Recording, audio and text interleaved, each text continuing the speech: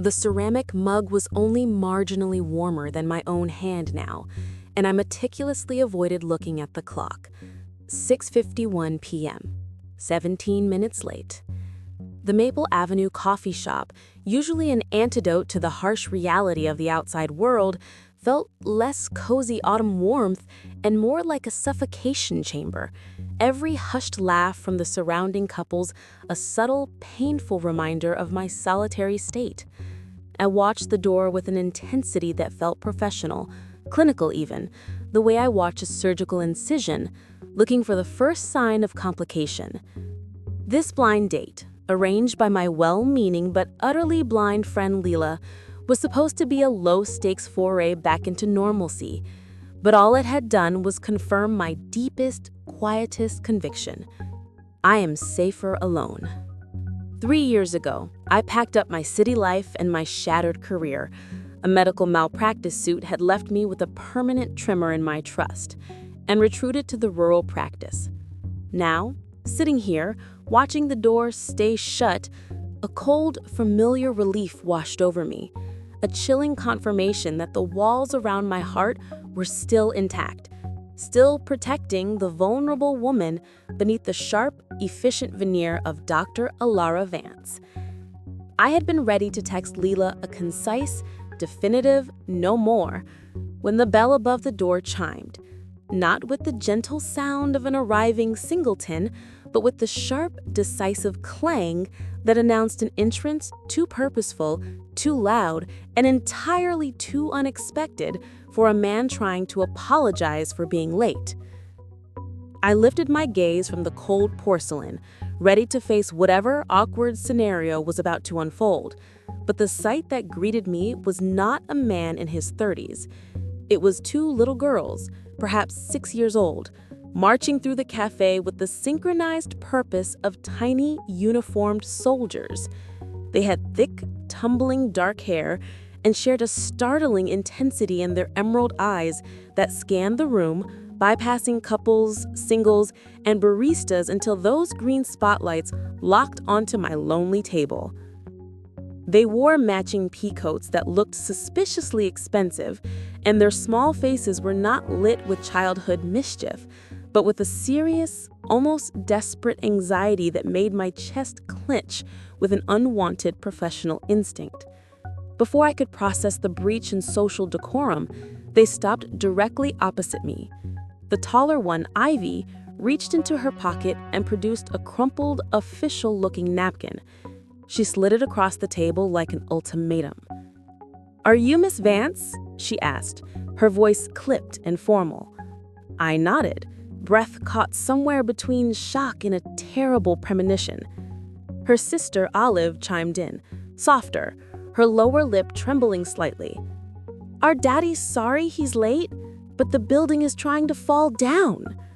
The casual delivery of absolute catastrophe, delivered by two children acting as tiny, terrified envoys, immediately shattered my protective isolation and pulled me unwillingly into their unexpected crisis. I slid the crumpled napkin closer. It wasn't a note of apology. It was a rough sketch of a structural beam with a large frantic X drawn over it, confirming the girl's alarming pronouncement. I leaned forward, the sudden switch from self-pity to professional crisis feeling ironically grounding. "Building trying to fall down?" I echoed, my voice low. Ivy, the self-appointed spokesperson, pulled out the chair opposite me and sat with a sigh that sounded far too weary for a 6-year-old. "Daddy is Rhys Kincaid.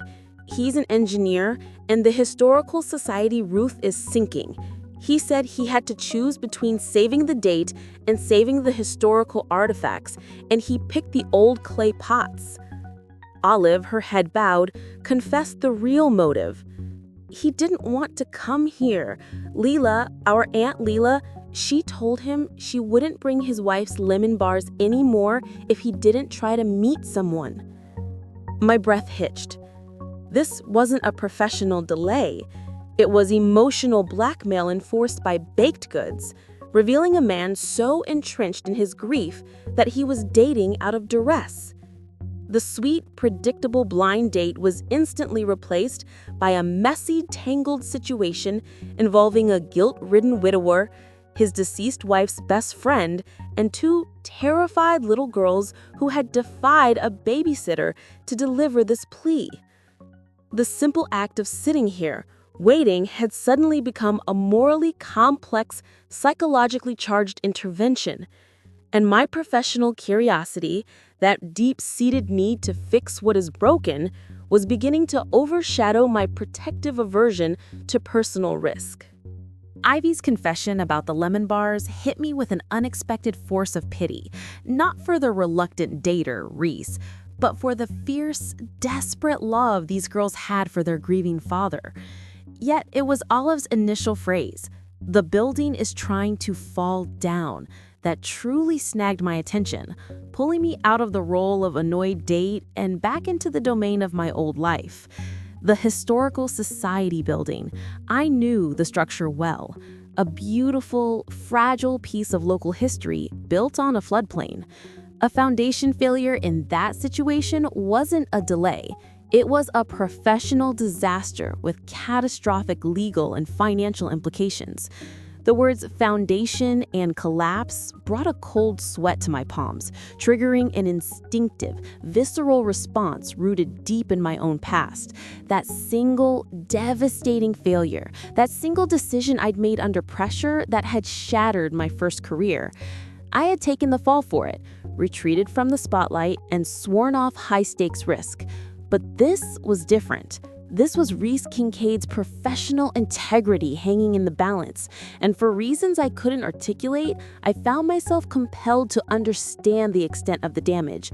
I had come prepared to treat a stray cat or a sick calf, but suddenly, the emergency kit I kept in my trunk, filled with sterile supplies and tools for triage, felt strangely relevant. "Okay," I said, pushing the napkin back to Ivy, the decision hardening in my voice. "We're going to get some Chinese food, and then you two are going to show me exactly where your father is. If the situation is that volatile, I should make sure he hasn't completely forgotten how to eat."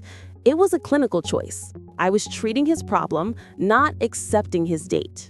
The decision to go to the site was a strange relief. Action, even ridiculous, misguided action, was always less paralyzing than waiting. I gave the girls the task of navigating me through the cafe menu, and their enthusiasm was instant and total. "Chinese food," Ivy declared, her voice losing its conspiratorial edge and gaining genuine hunger. "Orange chicken and the really crispy spring rolls." As I placed the excessive order on my phone, enough to feed a small engineering crew, I simultaneously felt a prickle of professional alertness. Before getting into the car, I detoured to my truck. The emergency kit, the one designed for trauma and unexpected complications, was under the back seat. I wasn't carrying sterile sutures for a collapsing building, of course, but the act of strapping the heavy metal case over my shoulder was a profound psychological tether. It reminded me that I was Dr. Elara Vance, the one who handles emergencies, not just a disappointed single woman on a failed date. My hands, which had trembled earlier from social anxiety, were steady as I locked the truck, a sudden, surprising thrill coursing through me. I was marching into a chaotic, messy situation orchestrated by terrified children to meet a man who was dating under duress and who probably was going to despise me for invading his professional space. It was high stakes, it was unpredictable, and for the first time in 3 years, I felt a flicker of the sharp, vital energy I thought was gone forever. It was a crisis, and crisis, I realized, were the only places I still knew how to feel alive. The GPS led us to the back lot of the historic building, which was not the stately, preserved structure I knew, but a dark, skeletal shape illuminated by harsh, temporary floodlights. The air here was raw, carrying the scent of damp earth, pulverized stone, and danger. The girls gripped my hands tightly as we navigated past construction barriers to a small, isolated office trailer. Inside, through the grimy window, I saw him, Rhys Kincaid. He wasn't the polished date I'd imagined. He was the engineer at war. His sleeves were rolled up past his elbows, revealing strong forearms dusted with plaster, and his dark hair was wildly disheveled. He was hunched over a vast blueprint, speaking with a fierce, low intensity to two other men. Even from here, I could read the profound exhaustion etched around his eyes and the rigid tension in his shoulders, the posture of a man fighting a losing battle against physics. When Ivy tapped 3 quick, decisive raps on the metal door, Rhys looked up and his face cycled through a lightning-fast progression of emotions: professional focus, utter confusion, then a crushing wave of shame and barely contained rage. His eyes found his daughter's first, then swept up to me, the strange woman with the imposing medical kit slung over her shoulder, standing on his battlefield with Chinese takeout bags. Ivy? Olive? What in God's name? His voice was rough, cracking the silence before he stopped mid-sentence, his gaze lodging on mine with an accusation that felt physical. I was an unwanted complication, a witness, and worst of all, an intruder in his beautifully isolated despair. His furious gaze felt like a physical heat, searing through the grime of the trailer and hitting me with the raw force of a man who felt his deepest defenses had been breached. He didn't even acknowledge the food.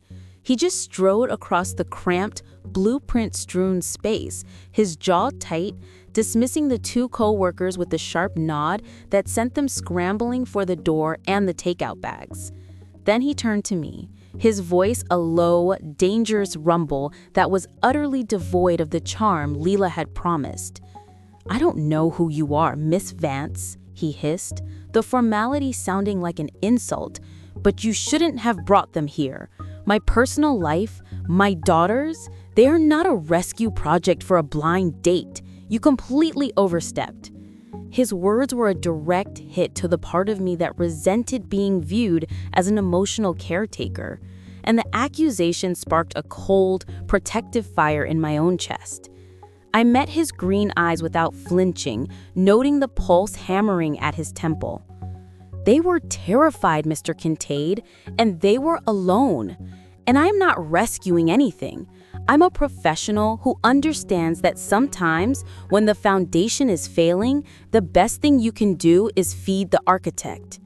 The subtle intimacy of calling him by his first name, the professional steel in my tone, threw him off balance. For a brief, charged moment, we stood toe-to-toe, 2 intensely controlled people colliding in chaos, the palpable resentment between us strangely electric, far more potent than any polite first-date small talk could ever be. Rhys's anger dissolved as quickly as it had ignited, leaving him looking profoundly hollowed out. He rubbed his temples with a calloused hand, the tension in his face replaced by a stark, naked weariness that made him look a decade older. The silence in the trailer was thick with the scent of cheap soy sauce and pulverized drywall. I watched his movements as he mechanically started clearing a spot on a drafting table for the food, and that's when it happened. A small, involuntary stumble of emotion that cut deeper than any outburst. He moved to set down a carton of orange chicken and whispered, almost soundlessly, "She always hated sticky food." The sentence was out before he could catch it, a direct, intimate reference to his late wife, a ghost in our shared space. He froze, his eyes shutting tight in a gesture of crushing self-reproach, the shame of his slip more profound than the shame of the date disaster. In that moment, I saw the truth of his isolation. He wasn't just a father, he was a man walking through a world that was constantly triggering memories he hadn't yet learned to put down. It wasn't a failed date I was dealing with, it was active grief. It hit me then. My own walls were built from shame, the fear of failure and judgment. Rhys's walls were built from love, the fear of betrayal and loss. Both are equally paralyzing, but his is a far nobler burden. Suddenly, my irritation vanished, replaced by a deep-seated empathy. He wasn't afraid of a new beginning. He was terrified that the act of moving forward would somehow dishonor the past. He was brave, In a way, I wasn't, because he was still feeling things deeply enough to hurt this much. The initial fragile veneer of professional and emotional distance cracked completely as Rhys and I ate in near silence, the metallic clatter of the paper plates a harsh contrast to the heavy quiet. His daughters, exhausted by their audacious mission, had curled up on a makeshift bed of jackets in the corner, small and vulnerable.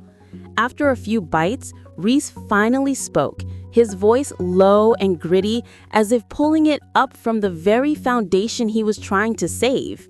He murmured, pushing the food around his plate. "The building has to hold.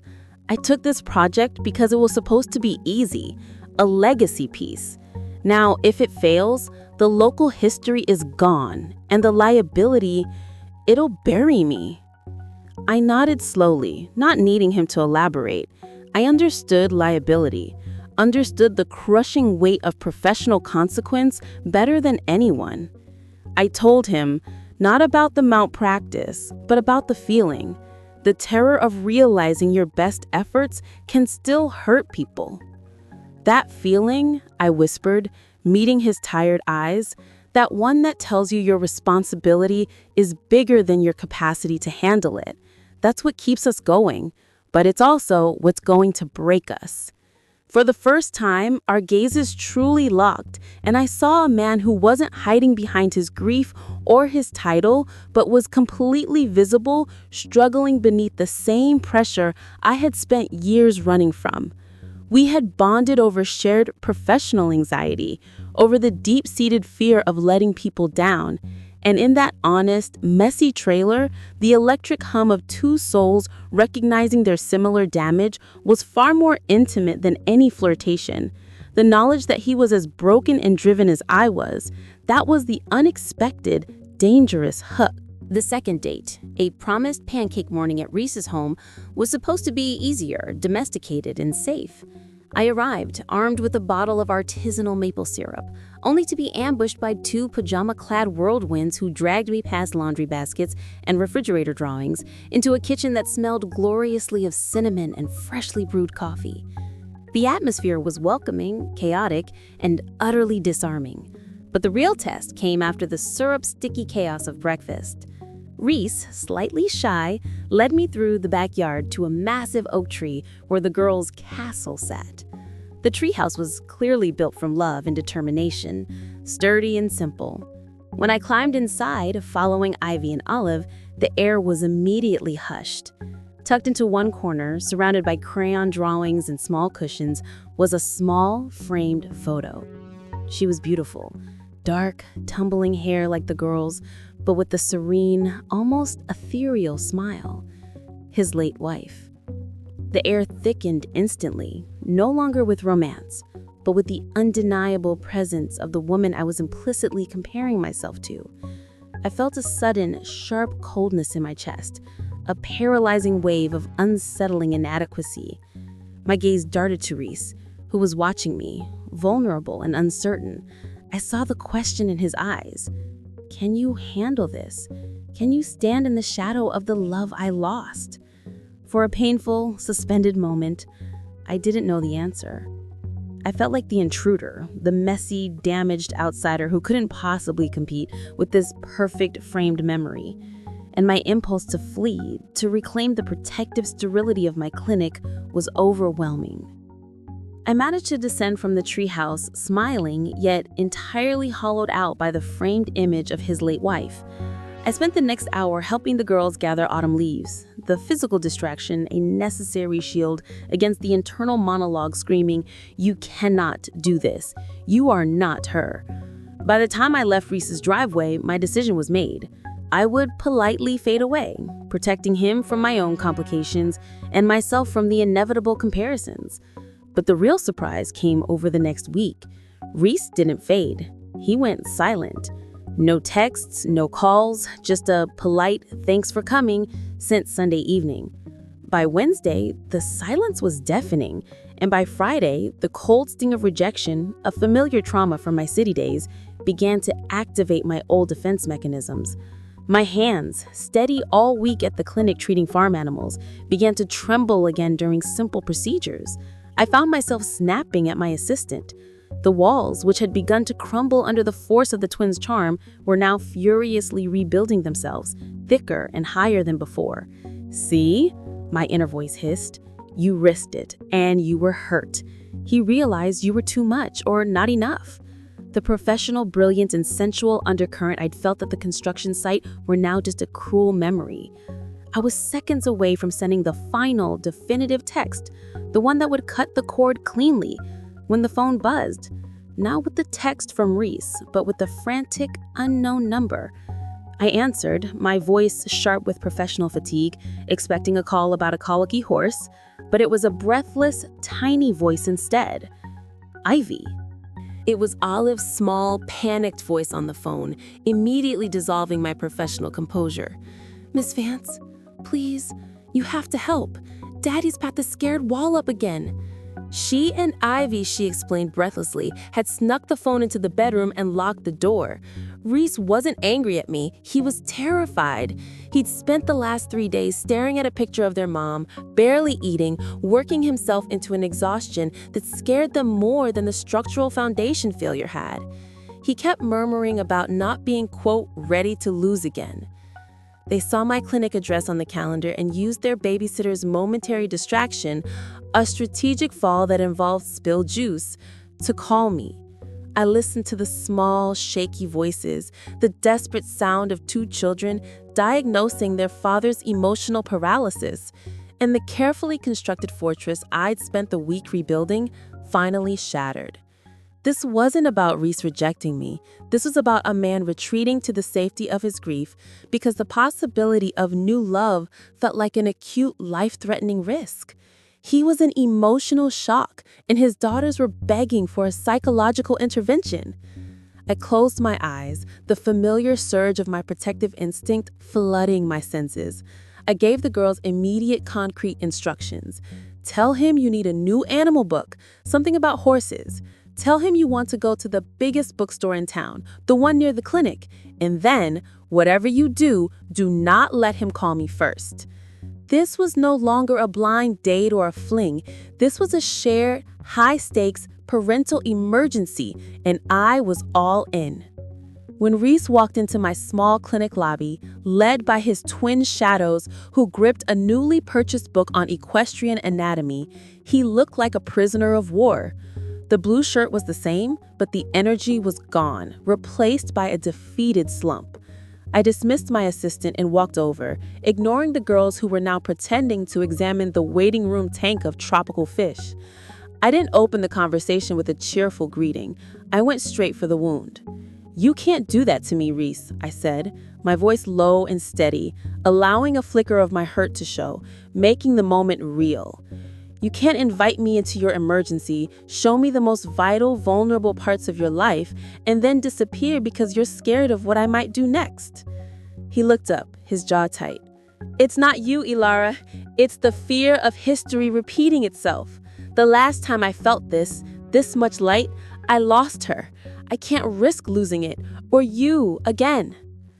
It was the rawest admission I had ever heard. I took a deliberate step closer, closing the last physical distance between us, and reached out. My hand didn't go to his cheek or his arm. It went to his hand, covering his strong, dust-worn fingers. I felt the heat and the slight tremor. "Your grief doesn't negate the future, Rhys. It prepares you for it. It taught you how to love fiercely. We're both built on wreckage, remember? The risk is real, but that's why it matters." His eyes, tired, emerald green, met mine, and in that moment, the ghost of his late wife and the shame of my past both receded. He turned his hand, his fingers intertwining with mine naturally, perfectly, sealing the silent agreement that we would face the terrifying possibility of happiness together. The tension in his shoulders seemed to finally release. 3 months passed. Not in the predictable, smooth flow of a typical courtship, but in the messy, high-frequency chaos of a shared emergency. The deep connection forged in the trailer now had to withstand the tests of daily life. The real turning point didn't come during a romantic dinner, but on the crisp Sunday afternoon at a local playground. I was pushing Ivy and Olive on the swings while Rhys was grabbing coffee, when the terrifying sound of a bone-jarring fall cut through the air. Ivy had missed a step, falling hard off the rope bridge. She wasn't crying hysterically, but she was clutching her arm, and her face was sheet white with shock, a familiar sign of genuine injury. Before Rhys could sprint back, paralyzed by a father's panicked terror, my clinical instincts took over. I was immediately calm, my voice dropping to the low, steady register I use with terrified animals. I knelt, assessed her quickly, and used my emergency scarf to gently immobilize her forearm against my chest, managing the pain and the shock simultaneously. When Rhys arrived, breathless, his eyes wide with a familiar, acute fear of loss, I didn't need to speak. He saw the shift. I was no longer the tentative date. I was the stable partner in a crisis. He stepped back, trusting the quiet, efficient authority in my movements. Later, in the emergency room waiting area, he watched me comfort Olive with one hand while discussing fracture types with Ivy with the other. The look he gave me was utterly new. It wasn't gratitude or relief, but the quiet, profound acknowledgement that I had instinctively protected his world when he couldn't. It was the moment I stopped being Miss Vance and became an undeniable, indispensable part of their foundation. The final decisive shift came not in our home life, but back on the construction site, the origin of our beautiful, chaotic mess. Months after the initial emergency, Rhys invited me and the now one-armed Ivy, along with Olive, to a quiet evening at the Historical Society building.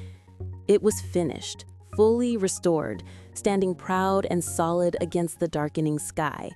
The floodlights were gone, replaced by the soft glow of the historical lighting he had designed. Rhys, dressed not in his blue shirt of crisis, but in a crisp new suit, was receiving quiet praise from the city council members, redeeming the professional reputation that had been jeopardized by the structural failure. Watching him, confident and brilliant, accepting the applause with humble pride was intoxicating. I remembered the exhausted, frantic man in the trailer and felt a profound, almost sensual appreciation for his resilience. As the council left, we stayed, walking through the restored building. He took my hand, his grip firm and warm, leading me to a beautiful, arched doorway. "It held," he murmured, his voice thick with relief. "The foundation is stronger than ever, because I caught it in time." I squeezed his hand, my eyes locked on his. "And you only caught it because two little girls were brave enough to break a few rules." The symmetry was breathtaking. His professional life, his grief, and my isolation had all been repaired by the same audacious act of love. He had risked everything to save his reputation, and in doing so, he had risked his heart. Finally allowing himself to be seen, fully and truly, by the woman who understood the high price of both professional failure and profound, deep love. 6 months after the structural emergency and the accidental emergency room visit, I found myself back on Rhys's front porch. But this time, the butterflies weren't from nervousness, they were from certainty. He hadn't chosen the coffee shop for the setting, he had chosen the place built from his grief and his ultimate hope. He led me through the backyard, the scent of autumn leaves crisp in the air, right to the base of the mighty oak. The girls, Ivy and Olive, were supposedly at a movie night, but the quiet rustle in the bushes suggested otherwise. We climbed the rope ladder, and inside the small loved space, the late afternoon sun slanted through the window, illuminating the faded drawings and the small framed picture of his wife. Rhys didn't hesitate this time. He stood right next to the picture. I brought you here, Elara, because this structure is my promise to never run again, he said, his voice thick with emotion that was now completely free of shame. I built this when I was only half a man, just trying to keep my daughter safe. But you came in and showed me that honoring the past doesn't mean building a wall against the future. He reached into his pocket. You didn't just save my date. You saved the foundation of our family. You embraced the chaos, the grief, the responsibility, and the messy, beautiful possibility of all of it. He knelt down in the tiny, cushion-lined space, opening a simple velvet box to reveal a ring that sparkled with the same intensity as his eyes. I stopped being afraid the day you picked up my injured daughter and just took charge. Dr. Elara Vance, will you help me build the rest of our life? Will you marry me? Tears streamed down my face, the emotional release profound and overwhelming. Yes, I whispered, pulling him into the embrace that instantly solidified what we already were, a whole, messy, perfectly loved family built entirely out of the wreckage of a date that was 17 minutes late.